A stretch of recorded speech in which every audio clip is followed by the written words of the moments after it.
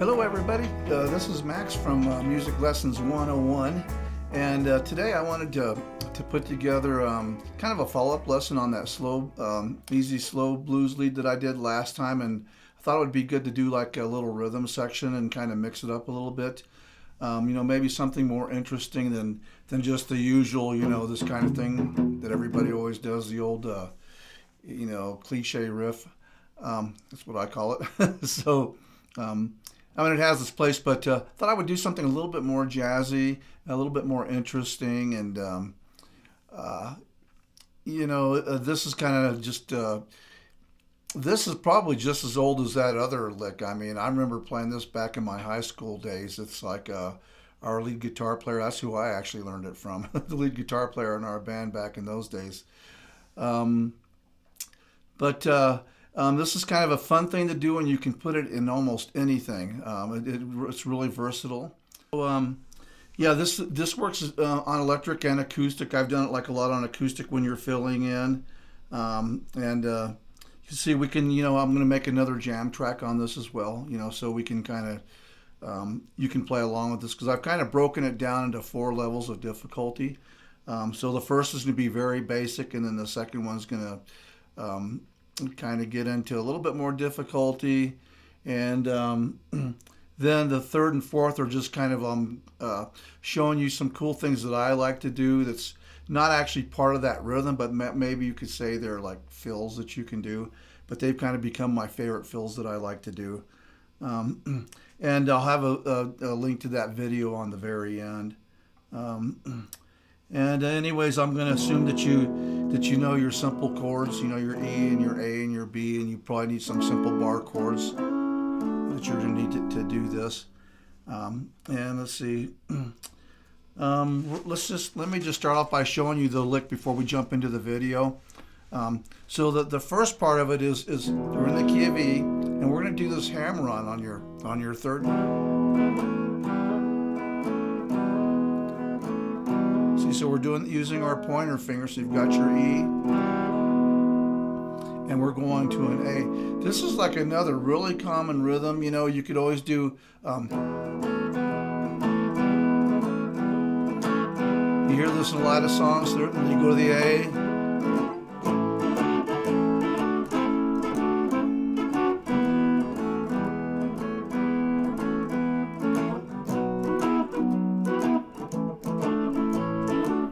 There's a song Mountain of Love does that. Kind of has that kind of swagger to it.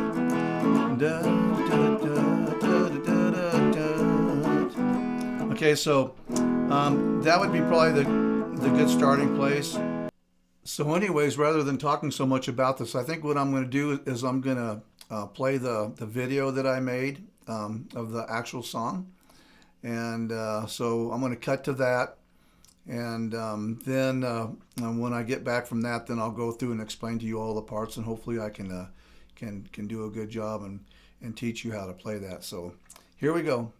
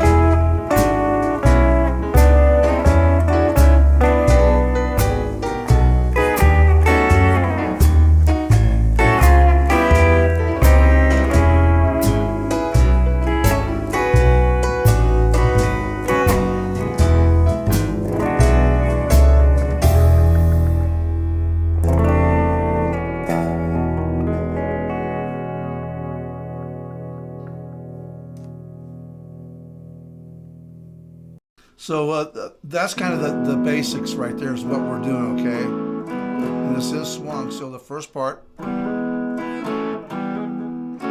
so we're putting this, now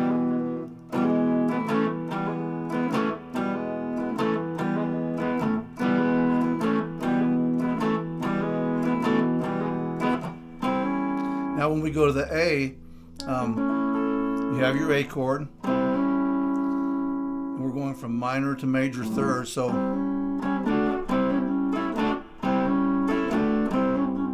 this can be kind of hard when you're first learning it, so it's going to probably take a little bit of work, but it's worth it because you can use it in so many different songs.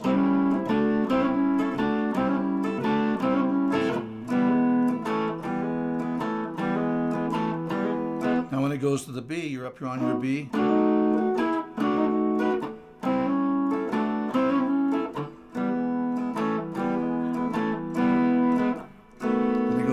Seventh. So when you're on that A, you know, you're up here on your 5th fret, and you know, you're kind of you got your 3rd finger's going to be on the 4th string 7th fret, and then you've got the 6th string 3rd string 6th fret, then the 2nd string 5th fret, 1st string 5th fret. Okay, I'm not going to go through and do this on all these chords. I'll put probably some chord diagrams up here, but this is what's going on with it. You've got this. So you want to get kind of used to putting this finger up a little bit higher on your A, because what's happening here, let me show you this, and I showed you this in the previous video. This is your A7th right here, okay? It's kind of a much better way to do the A7th. It sounds better than, I think, than doing it that way, you know. I mean, there's nothing wrong with that, but this is kind of a more jazzy version. But you can see that right there is that little D shape. That's an A7th, and what we're doing, so again, you're going A to D, but we're doing this little hammer on.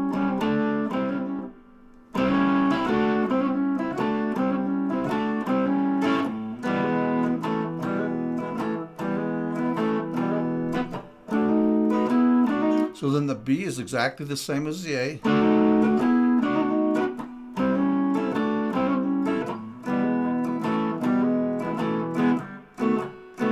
Let me do that slower for you. So when we're up on this B, let me do the whole thing slow for you.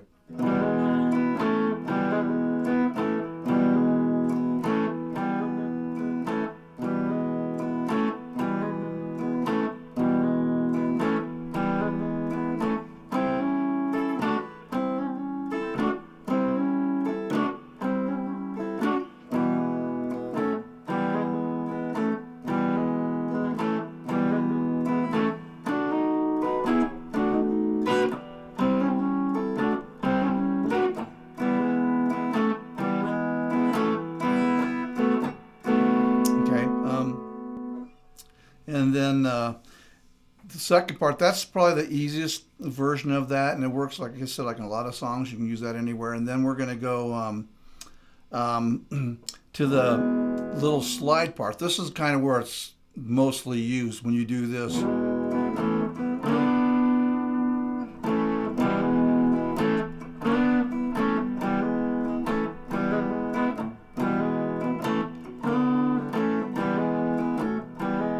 So all you're doing, if you think of your E minor pentatonic scale, and you have this little second box here, it's right out of that little box there, okay? And what's happening is you're going E, you're sliding up to the E7th, really is kind of what's happening there, but you're just using these bottom notes.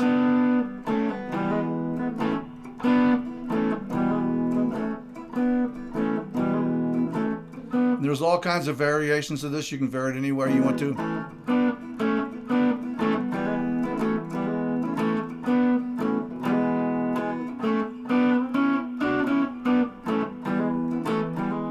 Okay, so the possibilities become endless, and I'm hoping that you're going to see that by the time we we get to the end of this lesson, I'm going to show you a few things that will just make your imagination run wild on it. And then it's just kind of up to you to take some of these, find the ones that really resonate with you, that you like, and you can throw them into like a lot of songs. So, so then part two.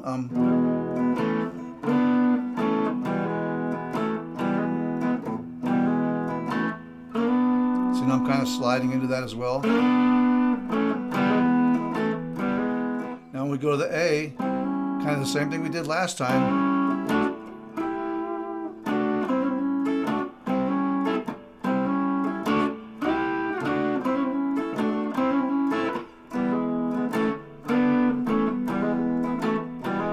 Now the B is the same. Well, I think I just did this yeah, because you only have that measure on the B, measure on the A. I mean, you could have gone.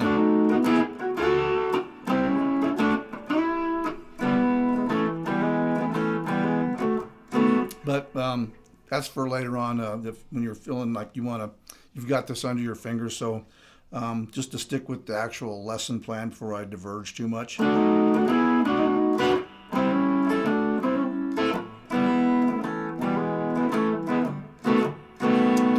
Part two. Now the third part is where it gets interesting. So if you get anything out of this lesson, I would just just up to that second part is plenty good. Okay, you can use that in any key. It works anywhere. But now this is where it gets a little bit interesting. I'm going to show you a couple things that I like to do. And this will be like the third part of the third time this goes through on the blues. So I slid up again. And now,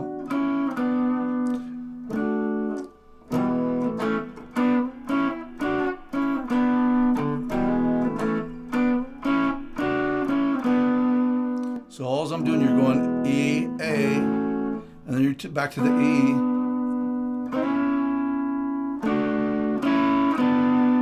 Okay, that's all it is.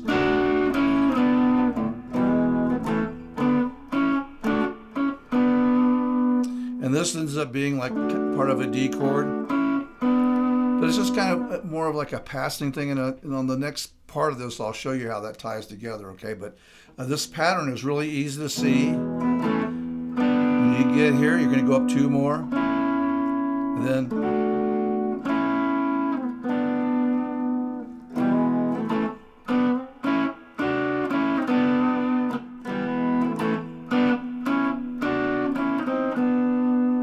Now on the A, it's the same thing. I think on the video I did this. Okay, then. Okay, and then this time when it goes to the B, I ended up coming up to a B6. Then to when it goes to the A, I did an A6. And then up to an E6. See, that really jazzes it up, and then down to the B7th. Okay, so let me do that whole part through. So we're going to have...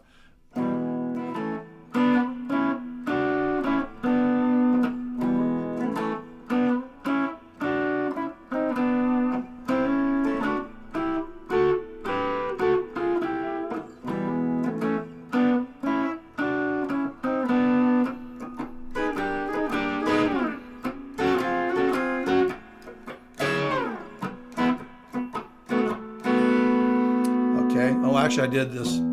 I did the Jimi Hendrix. This is like a B7 sharp 9.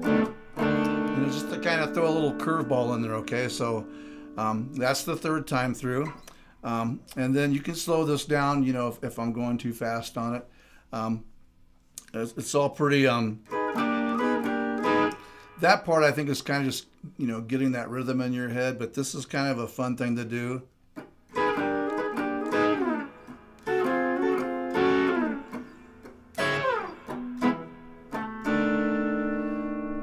Okay, and now this is where that part we did kind of ties together. Look at this. So when we're on the E, here's an E right here. We're just going to take this backwards.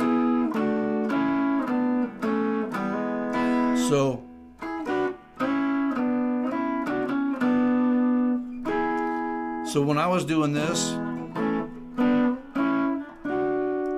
I was heading up to the E. Oops.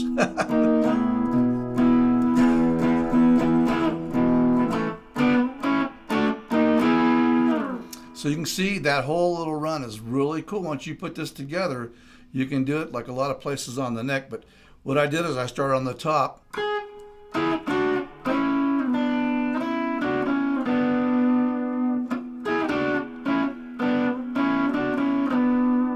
Now when it goes to the A, here's your A, the top of the A up here.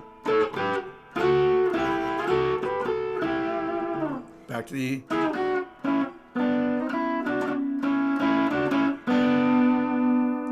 Okay, then I went back to the sixth thing again.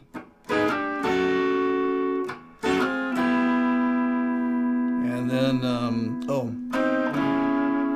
so let me explain kind of what's going on. You know, when you're playing, whenever you're playing a song like an E, you have an E chord, you can always go 2 frets down, okay, and it's going to fit, okay? If you kind of work it out, it ends up being, you know, some kind of 7th variation, but I'm not going to go through the notes today, but just believe me, it works. Is you're going E, D, A, G. You can look at it that way. Okay, and instead of, you know, I kind of look at this as like, it could be a part of a D7th, okay? But look at this, you can look at it this way too. E, D, A, G, A, E. However you want to look at that. Maybe you could figure that out and come back and tell me.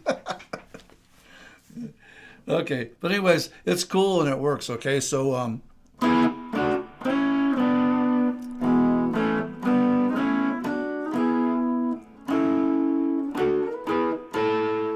okay, anyways, before I get sidetracked on this thing here, let me do that whole part again. Here we go. So we end up on the E then.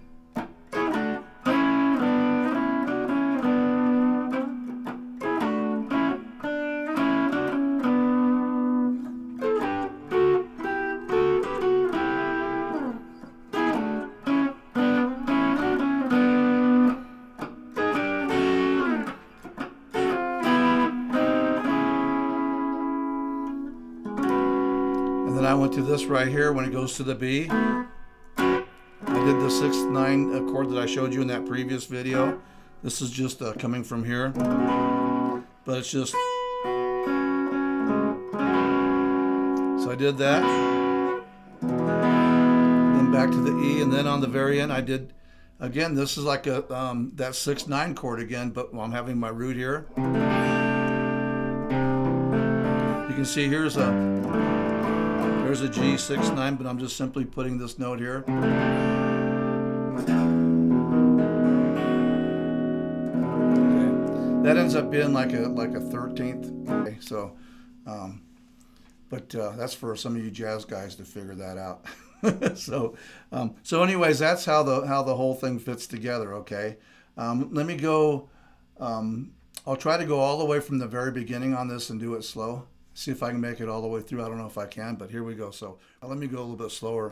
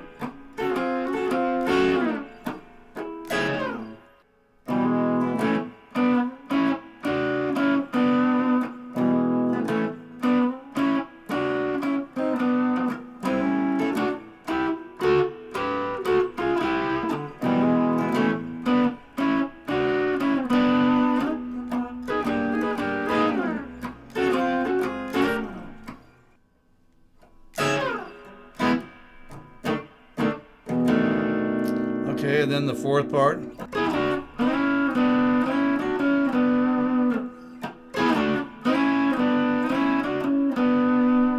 Let me kind of slow that down and show you what I'm doing.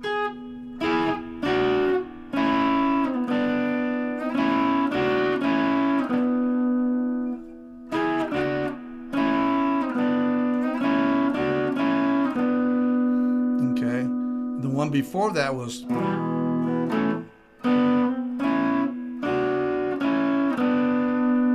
See how they're almost really close to the same?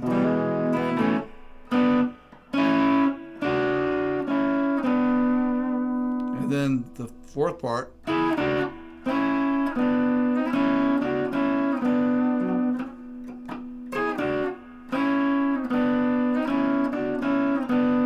now we're going to come to the A. Here's your A all the way up here. So.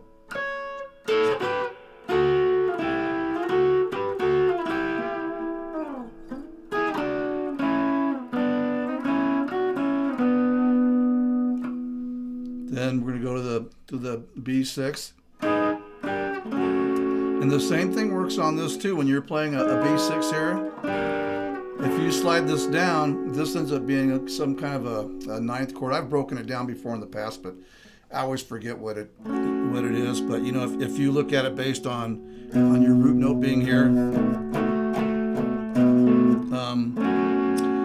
well, we'll do this really quick since I'm doing this. Okay, if you go like this. There you go. It's a B ninth right there, okay? So what happens, your B6, this ends up being a B ninth. Same thing on the A. And then here, that is an E sixth, okay? Even though it looks like coming from like a C minor shape, if you go like this, there's an E6. I'm just kind of adding the inversions on top, and then if I take this off, there you go. So see, if you play that against an E, it's an E6. If we could do this, it's a C sharp minor. So that's kind of my thinking on that. So we have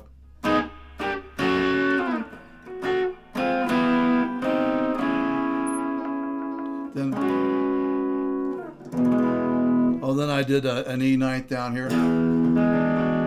So let me show you this. This is really cool too. So you have an E, you have an E7. And if you put your pinky right here, this is the ninth, okay? So this is an E ninth.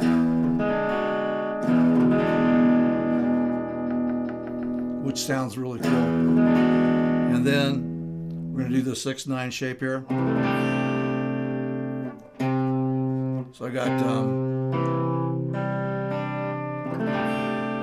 and I'm borrowing both these. I'll put some chord charts up with these on, with these. Then,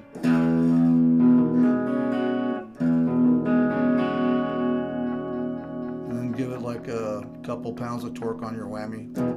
Well, not a couple pounds, but just a little bit. Okay, folks. Anyways, that's it. A lot of fun stuff in there. I mean, I I was having a hard time just keeping this thing, you know, just concise, you know, because once you start doing this, you know, your imagination runs wild. So it's a lot of fun, you know, and you can have like, you know, practice that hammer on if you're just a beginner, you know, like this is still a great opportunity because like not a lot of people are doing this. I don't know. I know, like, whenever I show it to people, it's, you know, they've never really seen it before. And like I said, this, you know, it comes, you know, if you're a piano player, this is pretty obvious because a lot of piano players does this. And I think this is where this actually came from. That's actually a piano part. And I remember Danny Gatton, I was watching one of his videos many years ago. And a lot of the stuff, you know, that they were doing were coming from some of the, you know, from the organ players and piano players, you know, back in the day, you know, back in the 40s and 50s, I think, you know. So all this stuff, you know, it's been around forever, you know. So, but practice that hammer on, you know, and the other, I'll show you one other thing, really quick thing too. talking about going back in the day.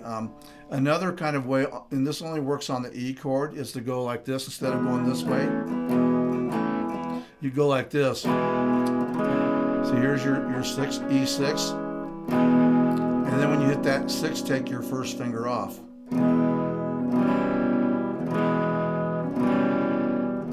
This is fun to do. I do this a lot.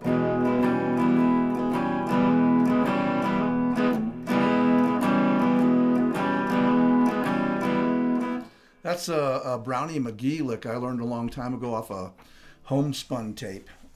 They used, I guess they're still probably around making teaching tapes and all that, but that was a Brownie McGee lick that you can throw into your repertoire as well.